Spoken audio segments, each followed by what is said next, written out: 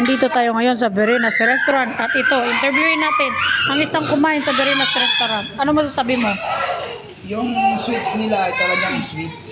Tsaka yung beer nila lasang beer. Yung coke talaga matamis. Matamis yung coke. Makasim. Yung ano nila, itong tinatawag dito, kare-kare. May lasang hipon. Talaga hindi ako makapaniwala. Yung pansit nila ang haba. Tingnan nyo. This one. Kuya.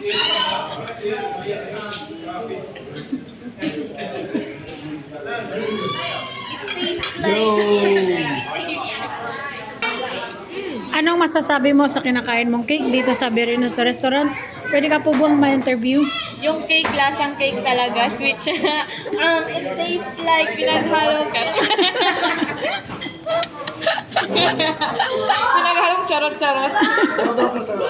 Makakausap natin ngayon ang isang kumain sa Verenas Restaurant. Anong masasabi mo, sir?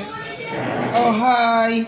Ito nga pala yung Verenas Restaurant. Masarap yung mga pagkain nila dito. So, if you're going here in Katarman, just visit this place from Katarman or Samar Verenas Restaurant.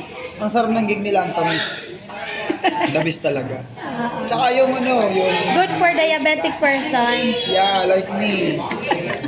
Tsaka yung mga kaibigan natin yung ano, nasa ibang bansa, if you are going to come in Katarman, just call me and I will be your tour guide and I will show you where is the very, very good place here in Katarman.